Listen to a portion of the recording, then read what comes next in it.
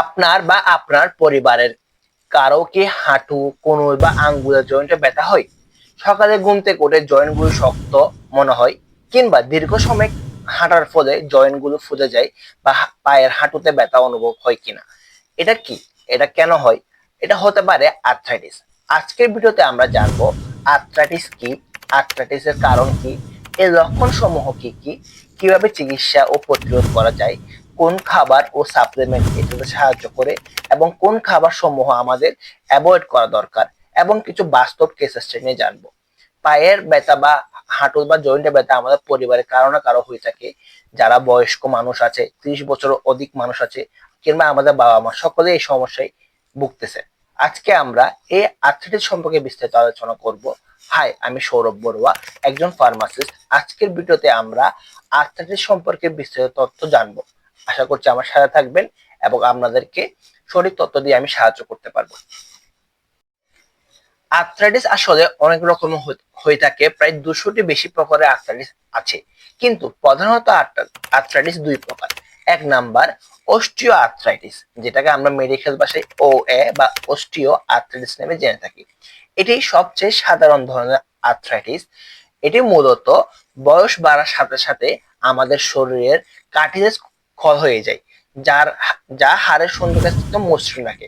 অর্থাৎ সাধারণত আমাদের হাঁটু, কোমর বা আঙ্গুলের জয়েন্টের মধ্যে কিছু কার্টিলেজ বা তরুণাস্থি আছে, যা আমাদের বয়স বাড়ার সাথে সাথে ক্ষয় হতে শুরু করে, যার ফলে আমাদের জয়েন্টের মধ্যে লুব্রিকেশন কমে যায় এবং বিভিন্ন রকমের ঘর্ষণ বা ঘর্ষণটা বেড়ে যায়।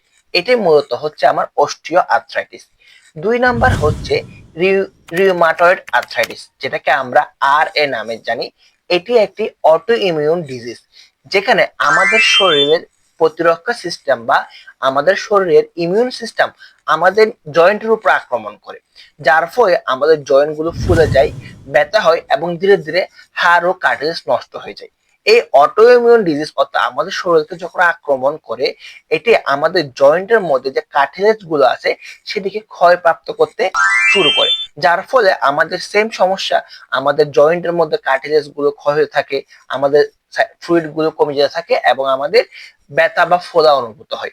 এটি এই রিউমাটয়েড আর্থ্রাইটিস মূলত মহিলাদের ক্ষেত্রে বেশি দেখা যায়। আমার ভিডিও বানানো শেষ হয়ে গেছিল, কিন্তু ভিডিও বানানো শেষে দেখতেছি যে আমার কোনো ভিডিওতে সাউন্ড নেই। তো এখন আবার প্রথম থেকে শুরু করতেছি।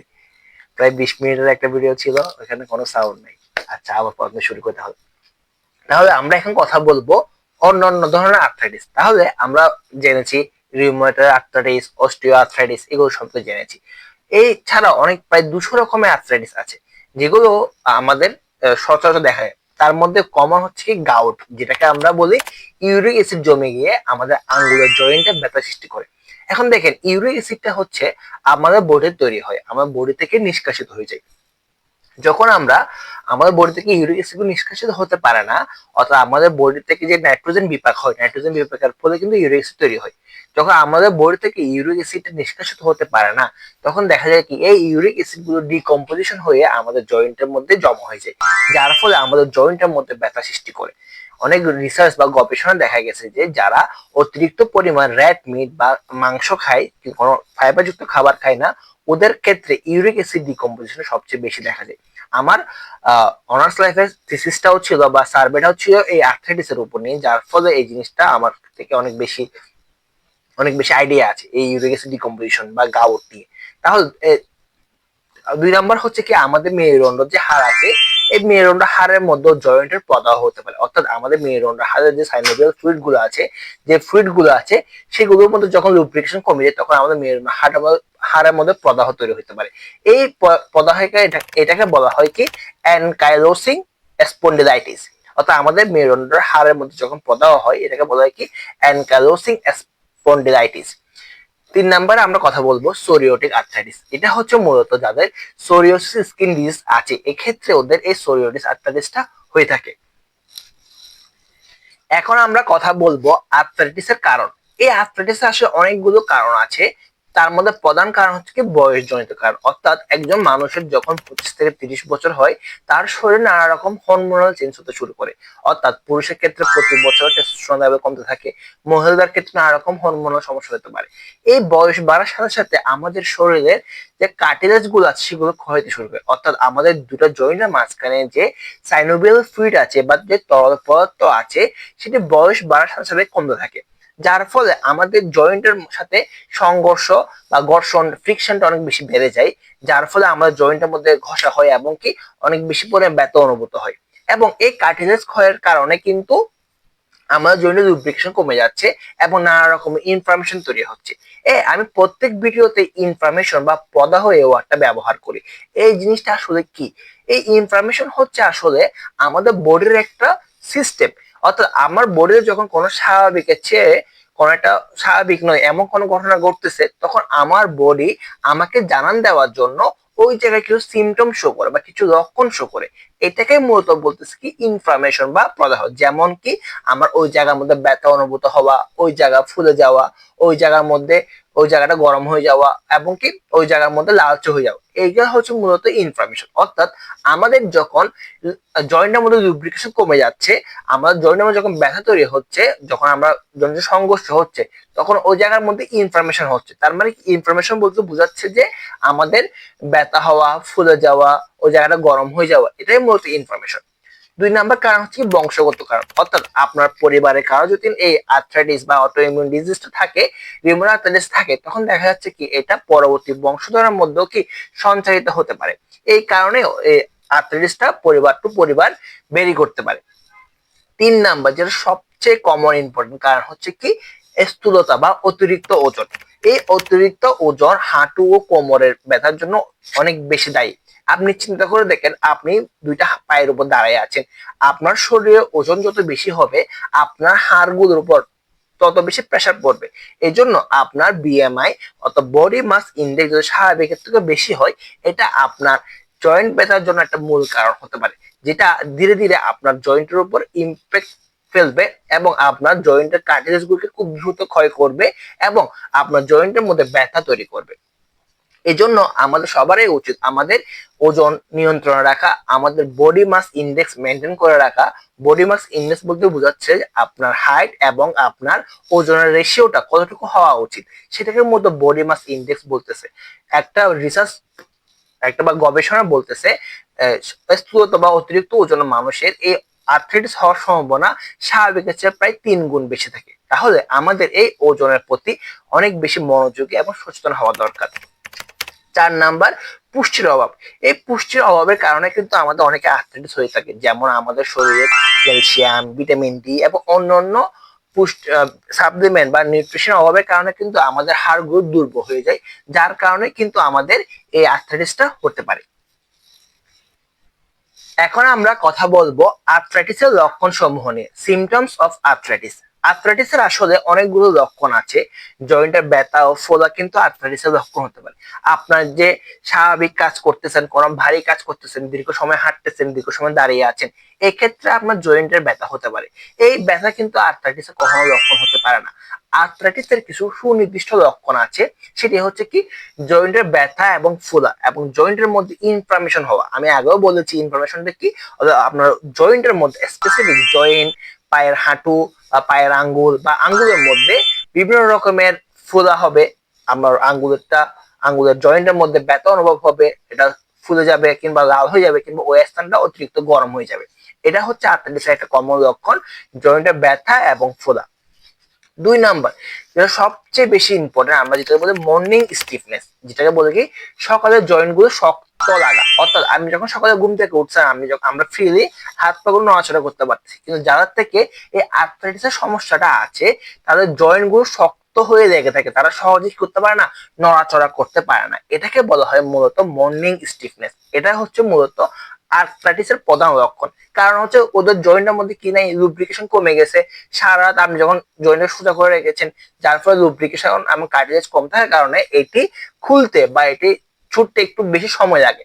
এই জন্য এটাকে বলে কি মর্নিং স্টিফনেস, এখানে অনেক বেশি ব্যথা বা যন্ত্রণা হয়। 3 নাম্বার সবচেয়ে কমন যে জিনিসটা আমরা ভুল করি, আর্থ্রাইটিস যাদের ক্ষেত্রে আছে, দেখা যায় কি ওরা যখন চলাফেরা করবে, ওরা যখন হাঁটাচলা করবে তখন কোনো রকমের ব্যথা অনুভূত হয় না। অনেক পেশেন্ট এই জিনিসটা কমপ্লেন করছে যে বলছে তারা হাঁটার সময় কোনো রকম ব্যথা অনুভব করে না, বা তারা নর্মাল হাঁটা চলা বা নর্মাল কাজে যখন কোনো রকমের ব্যথা অনুভব করে না, কিন্তু তারা যখন বিশ্রাম করে অর্থাৎ হাঁটা চলার পর যখন রেস্ট নেয় তখন দেখা যায় ওদের জয়েন্টের মধ্যে ব্যথাটা অনুভূত হয় বা জয়েন্টটা ফুলে যায়। এটাই হচ্ছে মূলত আর্থ্রাইটিসের প্রথম লক্ষণ। জয়েন্ট বা বিশ্রামের সময় জয়েন্ট বা জয়েন্টের ব্যথাটা জয়েন্টের ব্যথাটা বেড়ে যায় বা জয়েন্টটা বেশি ফুলে যায়। 4 নাম্বার হচ্ছে কি সবচেয়ে বেশি ডেঞ্জারাস বা এটা খুব সিভিয়ার একটা কেস হইতে পারে, যেমন জয়েন্টের গঠনের পরিবর্তন। আমাদের জয়েন্টের যে গঠন আছে, যেখানের মধ্যে সুন্দর একটা গঠন আছে, যারা আর্থ্রাইটিস অথবা অটো ইমিউন ডিজিজ যেখানে আক্রমণ করে, যার ফলে আমাদের জয়েন্টের গঠনটা পরিবর্তন হয়ে যায়, যেটাকে বলা হচ্ছে কি ডিফর্মিটি ইন জয়েন্টস। যার ফলে কি হয়, আমাদের জয়েন্টের লুব্রিকেশন ঠিক মতো হয় না, জয়েন্টের সন্ধি ঠিক মতো মিলতে পারে না, যার ফলে অনেক বেশি পরিমাণ জয়েন্টে ফুলে যায়, অনেক বেশি পরিমাণ ব্যথা অনুভূত হয়। এগুলো হচ্ছে মূলত আর্থ্রাইটিসের কমন একটা লক্ষণ। এখন আমরা কিছু কেস স্টাডি নিয়ে কথা বলবো, যেটা আমার বাস্তব অভিজ্ঞতা থেকে আমি আপনার সাথে শেয়ার করতেছি। আসলে আমি যখন যে জিনিসটা জানি সেটা আমি সবার সাথে শেয়ার করার চেষ্টা করি, যাতে আপনারা উপকৃত হন। আমি যখন টিউশনি করতাম তখন আমি যে নতুন কিছু শিখতাম সেটা আমি আমার স্টুডেন্টকে বলার চেষ্টা করতাম, যার ফলে জ্ঞানটা সবার মধ্যে ছড়ায় যায় এবং আমার নিজেরও একটা ক্লারিফিকেশন হয়। তাহলে আমরা প্রথম কেস স্টাডি যেটা বলবো, একটা 50 বছর বয়সের অধিক যে মহিলা, যিনি 5 বছর ধরে হাঁটুর ব্যথায় ভুগতেছে। যখন তিনি ডাক্তারের কাছে পরীক্ষা করার জন্য গেছেন, ডাক্তার তাকে বিভিন্ন পরীক্ষা দিয়েছেন, পরীক্ষা দিয়ে আইডেন্টিফাই করতে পারলে তার কাছে কি আছে, অস্টিও আর্থ্রাইটিস হয়েছে। কারণ তিনি অতিরিক্ত ওজনের ছিলেন। কারণ কি, এই অতিরিক্ত ওজন কিন্তু আপনার জয়েন্টের উপরে একটা এক্সট্রা প্রেশার দিচ্ছে। অর্থাৎ আপনি আপনার ওজন যদি স্বাভাবিক চেয়ে বেশি হয়, আপনি চিন্তা করবেন আপনি সারাদিন দাঁড়িয়ে আছেন বা সারাদিন বসে আছেন, এই জয়েন্টের প্রেশারটা আপনার পুরো শরীরের প্রেশারটা আপনার এই হাঁটুর উপর পড়তেছে। তাহলে সেখানে শারীরিক ব্যথা বা ইনফ্লামেশন হওয়ারই কথা। অর্থাৎ ডাক্তার তাকে কি ওষুধ দিচ্ছে, বিভিন্ন ব্যথানাশক ওষুধ, ফিজিওথেরাপি এবং কি ওজন কমানোর পরামর্শ দিয়েছে। ফিজিওথেরাপি বলতে বিভিন্ন রকম মাসাজার আছে, যেটা আমরা জগে ইয়োগা করি বা আমাদের যেটা জয়েন্ট ফ্লেক্সিবিলিটির জন্য খুবই বেশি উপকারী। 2 নম্বর একটা কেস স্টাডি বলি, একজন পুরুষ যার বয়স 35-35-এর অধিক, তিনি তার আঙ্গুলের মধ্যে হঠাৎ করে ব্যথা বা জয়েন্টে খুব ব্যথা অনুভব করতেছে। তখন তার রক্ত পরীক্ষা করে দেখা গেছে যে তার মধ্যে ইউরিক অ্যাসিডের পরিমাণটা অনেক বেশি। এটা হচ্ছে কিসের লক্ষণ, গাউটের লক্ষণ। আমি আগেও বলেছি ইউরিক অ্যাসিড যখন আমাদের শরীরের মধ্যে জমে যাবে, এটা আমাদের শরীরের গাটের মধ্যে জমে যায়, যার ফলে শরীরের জয়েন্টের মধ্যে জমে যায়, যার ফলে কি হয়, আমাদের জয়েন্ট গুলো ফুলে যায়, ব্যথা অনুভূত হয়। যারা অতিরিক্ত পরিমাণ রেড মিট, মাংস, ফাইবারযুক্ত খাবার খায় না, তাদের ক্ষেত্রে এই ইউরিক অ্যাসিডটা জমার সম্ভাবনা সবচেয়ে বেশি। কারণ ইউরিক অ্যাসিডটা আমাদের বডিতে তৈরি হয়, আমাদের যে বডি নাইট্রোজেন বিপাক হয়, নাইট্রোজেন বিপাকের ফলে কি হচ্ছে, ইউরিক অ্যাসিড তৈরি হচ্ছে। এই ইউরিক অ্যাসিড যখন আমাদের বডি থেকে বের হতে পারতেছে না, অর্থাৎ আমাদের যকৃৎ যখন আমাদের লিভার বা আমাদের কিডনি ঠিক মতো আমার বডি থেকে ইউরিক অ্যাসিড নিষ্কাশন করতে পারতেছে না, সেইগুলো গিয়ে আমাদের জয়েন্টে জমতেছে, যার ফলে আমাদের ব্যথা অনুভব হচ্ছে। এটা হচ্ছে মূলত গাউটের লক্ষণ। তো ডক্টর কি পরামর্শ দিয়েছে, ডাক্তারকে বলেছে কম পরিমাণ মাংস খেতে, রেড মিট ছেড়ে দেওয়ার জন্য বলেছে, প্রচুর পরিমাণে পানি খেতে বলছে এবং ইউরিক অ্যাসিড কমানোর জন্য বিভিন্ন ওষুধ খেতে বলছে। এগুলোর জন্য আমরা বিভিন্ন ওষুধ আছে। এখন আমরা কথা বলবো চিকিৎসা ও প্রতিরোধ সম্পর্কে, treatment of arthritis and the prevention of arthritis. দেখেন, এই আর্থ্রাইটিসের জন্য আমরা বিভিন্ন রকমের ওষুধ বা বিভিন্ন চিকিৎসা পদ্ধতি আছে, সেগুলো নিয়ে আমরা আলোচনা করব। প্রথমে আমরা কথা বলবো ওষুধ, যেটা ব্যথানাশক হিসেবে কাজ করে, যার মধ্যে এনএসআইড ওষুধের মধ্যে আছে আপনার আইবুপ্রোফেন এবং ন্যাপ্রোক্সেন। এই ন্যাপ্রোক্সেন এবং আইবুপ্রোফেন মূলত আপনার ব্যথা কমাতে সাহায্য করে। এখানে একটু আপনার সচেতনতার জন্য বলে রাখি আমি, দেখেন আপনার শরীরের জয়েন্টের মধ্যে লুব্রিকেশন কমে গিয়েছে, আপনার জয়েন্টের কার্টিলেজ গুলো ক্ষয়প্রাপ্ত হয়েছে, যার কারণে আমরা বডিতে পেন বা জয়েন্টের মধ্যে পেন হচ্ছে বা জয়েন্টের মধ্যে ব্যথাটা হচ্ছে। কিন্তু আপনি যখন ব্যথানাশক ওষুধগুলো খাবেন, আপনি সাময়িকভাবে ব্যথা থেকে রক্ষা পাবেন, ব্যথা থেকে সুস্থ অনুভব করবেন। আসলে পেন কিলার গুলো আমাদের বডিতে কি করে, পেন কিলার গুলো মূলত আমাদের বডিতে যে ব্যথা আছে বা ব্যথাটা অনুভব করতে দেয় না, যার ফলে কি হয়, আমাদের বডিতে ব্যথাটা অনুভব হয় না। কিন্তু আপনার যে জয়েন্টের মধ্যে সমস্যাটা আছে, সেই সমস্যাটা এখনো রয়ে গিয়েছে। অর্থাৎ আপনার জয়েন্টের যে লুব্রিকেশন কমে গিয়েছে বা যে ফ্লুইডটা কমে গেছে, সেটা তো পেন কিলারের মাধ্যমে ইনক্রিজ করবে না, বা আমরা যে কার্টিলেজ ক্ষয়প্রাপ্ত হয়েছে, সেটা তো পেন কিলারের মাধ্যমে কার্টিলেজটা নতুনভাবে রিপেয়ার করবে না। যখন আপনি পেন কিলার খাচ্ছেন, শুধুমাত্র আপনার যে শরীরে ওই ইনফরমেশনের জন্য ব্যথাটা হয়েছে, ব্যথাটা আপনার কমাবে। অর্থাৎ দীর্ঘমেয়াদী যখন আপনি এই ব্যথার ওষুধ খাবেন, আপনার শরীরে আপনাকে যে ব্যথা হচ্ছে সেটা বুঝতে দিবে না, যার ফলে আপনি মনে করবেন যে আপনি সুস্থ হয়ে গেছেন বা আপনার এখন ব্যথা হচ্ছে না, কোনো রকমের রোগ নয়। এটা সম্পূর্ণ একটা ভুল ধারণা, যা পরবর্তীতে গিয়ে একটা বিশাল সমস্যা তৈরি করতে পারে।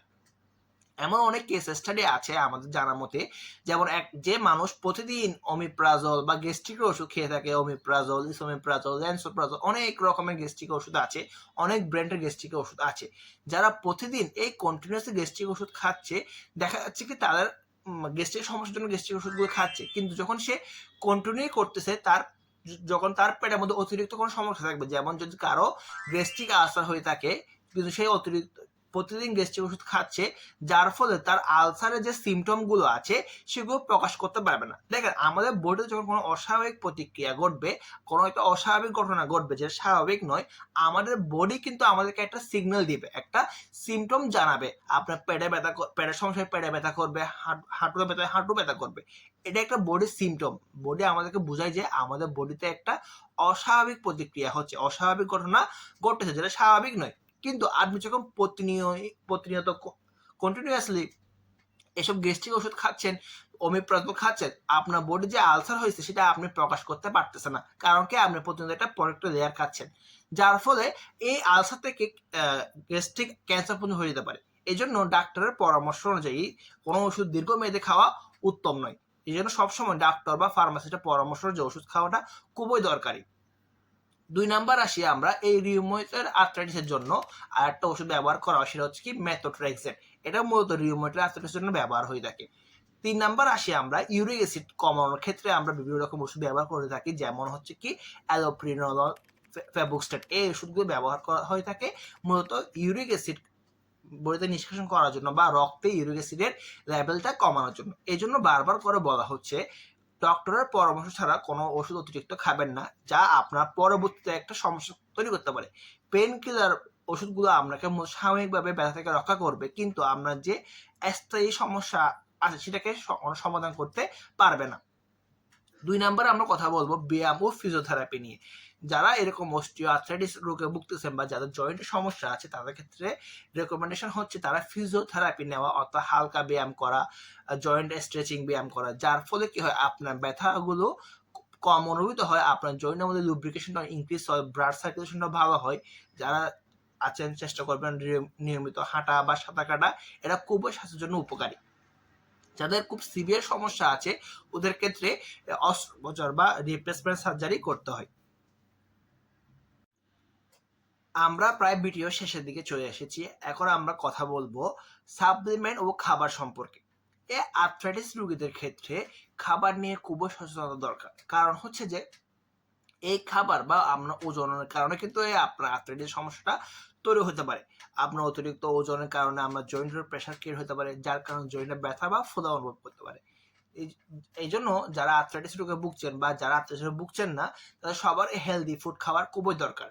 যেমন 1 নাম্বার ফ্যাটি ফিশ, যেমন স্যালমন, টোনা, এগুলোতে অনেক ওমেগা 3 সমৃদ্ধ ফ্যাটি অ্যাসিড আছে, যা আমাদের শরীরের জয়েন্ট লুব্রিকেশনে খুব বেশি কাজ করে, খুব বেশি ভালো ইফেক্টিভ। আমি আগের ভিডিওতে বলেছিলাম এই ওমেগা 3 অলসো আমাদের ক্যালসিয়াম, ভিটামিন এবং আমাদের হাড় শক্ত করতে গুরুত্বপূর্ণ ভূমিকা রাখে।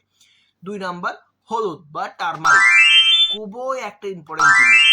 দেখেন, হলুদ কি করে মূলত আমাদের শরীরের যে ইনফরমেশন বা প্রদাহটা কমাতে সাহায্য করে, কারণ হচ্ছে কারকিউমিন আছে হলুদের মধ্যে। কি আছে? কারকিউমিন আছে। এটা মূলত আমাদের কি করবে, আমাদের শরীরে যে ইনফরমেশন হয়েছে, অর্থাৎ আমাদের যে জয়েন্টের মধ্যে ব্যথা হয়েছে, জয়েন্টটা ফুলে গিয়েছে, জয়েন্টটা গরম হয়ে গিয়েছে বা জয়েন্টের মধ্যে রেডনেস তৈরি হচ্ছে, এই টার্মেরিক কি করবে, হলুদের মধ্যে আমাদের যে ওই অ্যাক্টিভ ইনগ্রেডিয়েন্ট কিউকারমিন আছে, এটা আমাদেরকে ইনফরমেশন কমাতে সাহায্য করে। এখানে দেখা যায় যে হলুদের সাপ্লিমেন্ট পাওয়া যায়, টারমারিক সাপ্লিমেন্ট পাওয়া যায়, যেটা মূলত ইনফরমেশন কমাতে সাহায্য করে এবং আপনার অ্যান্টিঅক্সিডেন্ট হিসেবেও কাজ করে, যেটা আপনাকে আমরা ইনফরমেশন কমাতে সাহায্য করবে। বিভিন্ন আদা ও রসুন, এটা মূলত আমরা প্রদাহনাশক উপাদান রয়েছে, যেমন আদা ও রসুন মূলত কি কাজ করে, আপনার ব্যথা কমাতেও সাহায্য করে। এবং বিভিন্ন রকম বাদাম, আখরোট, এগুলো খেতে পারেন। এগুলোর মধ্যে অ্যান্টি ইনফ্লামেটরি আছে, যারা আপনার শরীরের ইমিউনিটি বুস্ট করবে, আপনার শরীরকে প্রতিরক্ষা করবে। এবার আসি আমরা সাপ্লিমেন্ট নিয়ে। এই জিনিসটা আসলে খুবই ইম্পর্টেন্ট পার্ট। আমরা এখন কথা বলবো সাপ্লিমেন্ট। এই আর্থ্রাইটিসের জন্য বা যাদের জয়েন্ট পেন আছে তাদের জন্য সবচেয়ে সবচেয়ে সবচেয়ে ইম্পর্টেন্ট সাপ্লিমেন্ট হচ্ছে গ্লুকোসামিন, কন্ডিটিন এবং কোলাজেন। দেখেন এই গ্লুকোসামিন কি করে, গ্লুকোসামিন হচ্ছে একটা অ্যামাইনো অ্যাসিড যেটা আমাদের বডিতে তৈরি হয়। আমাদের বয়স বাড়ার সাথে সাথে এই অ্যামাইনো অ্যাসিডটা ক্ষয়প্রাপ্ত হতে শুরু করে। যখন আমরা কোনো গ্লুকোসামিনের সাপ্লিমেন্ট নিচ্ছি, এই গ্লুকোসামিন কি করে আমাদের জয়েন্টের মধ্যে যে কার্টিলেজটা ক্ষয়প্রাপ্ত হয়ে গিয়েছে সেটাকে পুনরায় রিপেয়ার করতে সাহায্য করে। খুব ভালো করে বুঝেন, গ্লুকোসামিন কি করবে, জয়েন্টের পুনরায় কার্টিলেজকে রিপেয়ার করতে সাহায্য করবে, গ্লুকোসামিন ইনফ্লামেশন কমাতে সাহায্য করবে এবং আপনার জয়েন্টের ব্যথা কমাতেও সাহায্য করবে। অর্থাৎ আপনার জয়েন্টের মধ্যে যখন ইনফ্লামেশন কমে যাবে, যখন আমার জয়েন্টের মধ্যে ফ্লুইডটা ইনক্রিজ করবে, যখন কার্টিলেজ তৈরি হবে, তখন আপনার যে স্বাভাবিক জয়েন্টের যে সংঘর্ষ হচ্ছে বা ঘর্ষণটা হচ্ছে সেটা কমে যাবে, তখন আমরা ব্যথাটা কম অনুভূত হবে। কিন্তু আপনি যখন ব্যথার ওষুধ খাচ্ছেন, ব্যথার ওষুধ কি করবে, শুধুমাত্র আপনাকে ব্যথা কমাতে সাহায্য করবে, কিন্তু এই ইনফ্লামেশন কমাতে সাহায্য করবে না। এজন্য গ্লুকোসামিন এবং কন্ডিটিন খুব ভালো একটা সাপ্লিমেন্ট। যাদের এই আর্থ্রাইটিস বা জয়েন্টের সমস্যা আছে, তারা এই গ্লুকোসামিন সাপ্লিমেন্ট খাওয়ার ফলে দেখা যায় কি জয়েন্টের মধ্যে লুব্রিকেশন অনেক বেশি ইনক্রিজ হয়, জয়েন্টের কার্টিলেজ তৈরি হওয়ার সম্ভাবনা থাকে। আমরা সাধারণত 3 মাস পর্যন্ত এই গ্লুকোসামিন সাপ্লিমেন্ট খাওয়ার রেকমেন্ড করে থাকি। অনেকগুলো কোম্পানির ওষুধ আছে যেখানে গ্লুকোসামিন, কন্ডিটিন, এমএসএম এবং কোলাজেন পাওয়া যায়। এই কোলাজেন কিন্তু আমাদের স্কিনের জন্য যেমন দরকারি এবং আমাদের জয়েন্টের জন্য খুবই দরকারি। এবং এই সাপ্লিমেন্টের সাথে আমাদের ক্যালসিয়াম এবং ভিটামিনটা অবশ্যই দরকার, যেটা আমাদের হাড়ের ডেনসিটি বা হাড়ের ঘনত্ব রক্ষা করতে সাহায্য করে। 2 নাম্বার আমরা কথা বলবো কোলাজেন। দেখেন আমাদের অনেক রকম কোলাজেন আছে, কোলাজেন 1, টাইপ 1, টাইপ 2, টাইপ 3 এবং টাইপ 1 এবং টাইপ 3 কোলাজেন আমাদের জয়েন্টের জন্য খুবই উপকারী, যেটা মূলত কি করে আমাদের জয়েন্টের যে কার্টিলেজটা রিপেয়ারে বুস্টিং করে। কোলাজেন মূলত কি করে আমাদের একটা বুস্টিং এনার্জি হিসেবে কাজ করে, যেটা আমাদের কার্টিলেজ রিপেয়ারে সাহায্য করে এবং ইনফ্লামেশন কমাইতেও সাহায্য করে। কোলাজেন দেখবেন অনেকে স্কিন ইলাস্টিসের জন্য কোলাজেন ব্যবহার করে থাকে, বিভিন্ন রকমের ক্রিম আছে যেখানে কোলাজেন পাওয়া যায়। কোলাজেন হচ্ছে মূলত আমাদের স্কিন, নেলস এবং কি আমাদের জয়েন্টের জন্য খুবই ভালো উপকারী, খুবই ভালো দরকারি। 3 নম্বরে আমরা কথা বলবো ওমেগা 3 ফ্যাটি অ্যাসিড। সবচেয়ে বেশি ইম্পর্টেন্ট এবং সবচেয়ে গুরুত্বপূর্ণ ওমেগা 3। দেখেন ওমেগা 3 আমাদের সবার জন্য খুবই গুরুত্বপূর্ণ, শুধুমাত্র জয়েন্টের জন্য না। যাদের বিপি সমস্যা, যাদের প্রেশারের সমস্যা, যাদের সুগারের সমস্যা, ওদের ক্ষেত্রেও ওমেগা 3 গুরুত্বপূর্ণ ভূমিকা পালন করে। ওমেগা 3 আসলে একটা ফিশ অয়েল। এটা মূলত কি করে, এটা মূলত আমাদের যে প্রদাহ কমাতে সাহায্য করে। আপনি যখন ওমেগা 3 কে ডিভাইড করবেন, দুটো ইনগ্রেডিয়েন্ট পাবেন, একটা হচ্ছে ইপিএ, একটা হচ্ছে ডিএইচএ। এই ইপিএ কি করে, মূলত আপনার ব্লাড সার্কুলেশনকে সাহায্য করে, আপনার রক্ত প্রবাহ, ব্লাড ফ্লোকে ইনক্রিজ করে এবং ডিএইচএ আপনার ব্রেন ফাংশনে খুব গুরুত্বপূর্ণ ভূমিকা পালন করে। বাচ্চাদের ক্ষেত্রেও কিন্তু এই ডিএইচএটা খুবই দরকার। এবার দেখেন শুধুমাত্র জয়েন্টের জন্য যে আপনি ওমেগা 3 খাবেন এটা কিন্তু এমন কিন্তু না।